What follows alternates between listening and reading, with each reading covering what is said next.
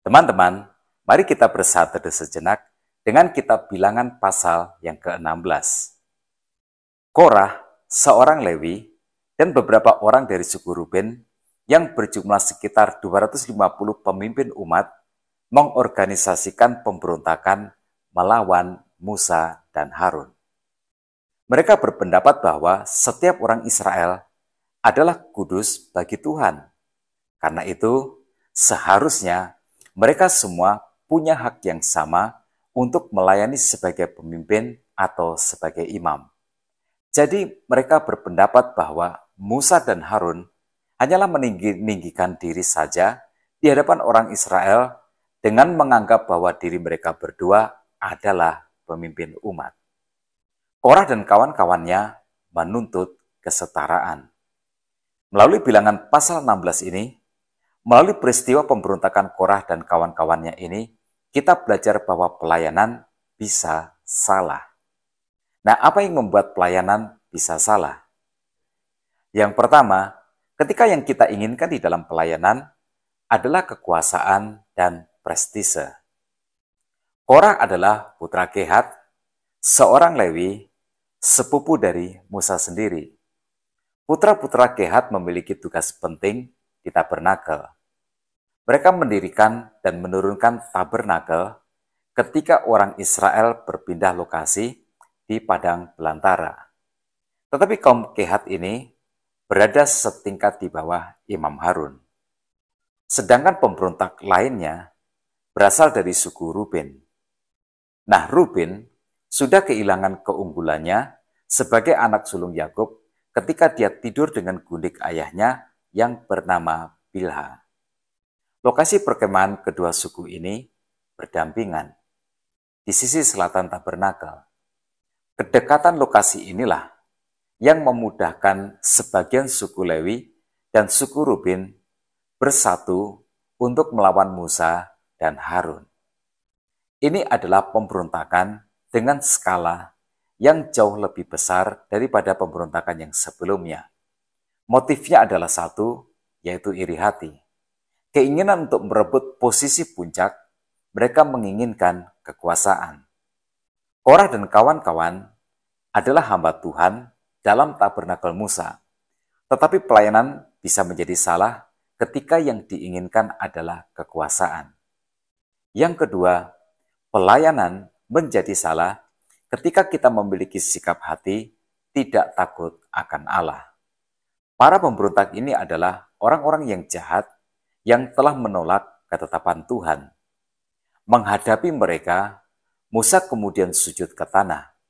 Musa memiliki hati yang takut akan Allah, tetapi sebaliknya, para pemberontak muda ini tidak satupun dari mereka yang sujud di hadapan Tuhan. Nah, orang yang tidak takut akan Allah tidak akan pernah sungkan di dalam sikap dan tindakan mereka. Mereka memang tidak punya adab. Bahkan ketika Musa menantang mereka untuk membuktikan kepada siapa Tuhan akan berpihak, mereka menerima tantangan ini tanpa pernah menyadari bahwa sikap seperti ini sangat berdosa di hadapan Allah dan mendatangkan celaka bagi mereka sendiri. Kesombongan, sikap tidak takut akan Tuhan, membuat orang menjadi buta terhadap kebenaran firman Tuhan. Yang ketiga, pelayanan menjadi salah ketika tidak tunduk pada otoritas yang tepat. Di ayat yang ke-13, mereka menggugat Musa dengan kata-kata seperti ini. Belum cukupkah bahwa engkau memimpin kami keluar dari suatu negeri yang berlimpah-limpah susu dan madunya, untuk membiarkan kami mati di padang gurun, sehingga masih juga engkau menjadikan dirimu Tuan atas kami. Bagi para pemberontak ini, Mesir yang memperbudak mereka selama ini adalah negeri yang berlimpah-limpah susu dan madunya.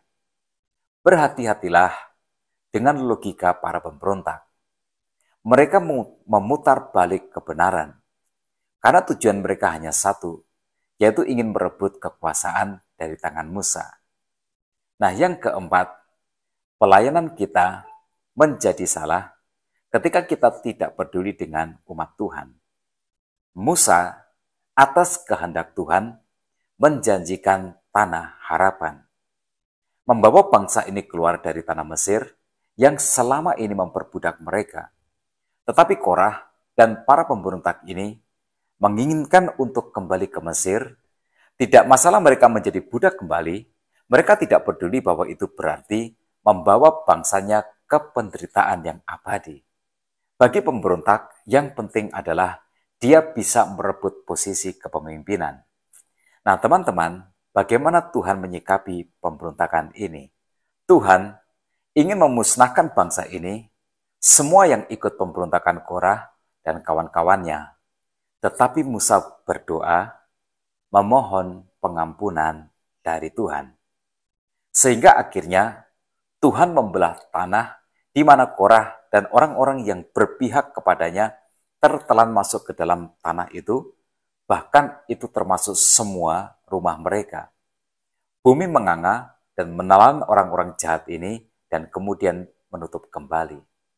Tetapi hukuman Tuhan ini tidak membuat sebagian bangsa Israel menjadi sadar dan bertobat.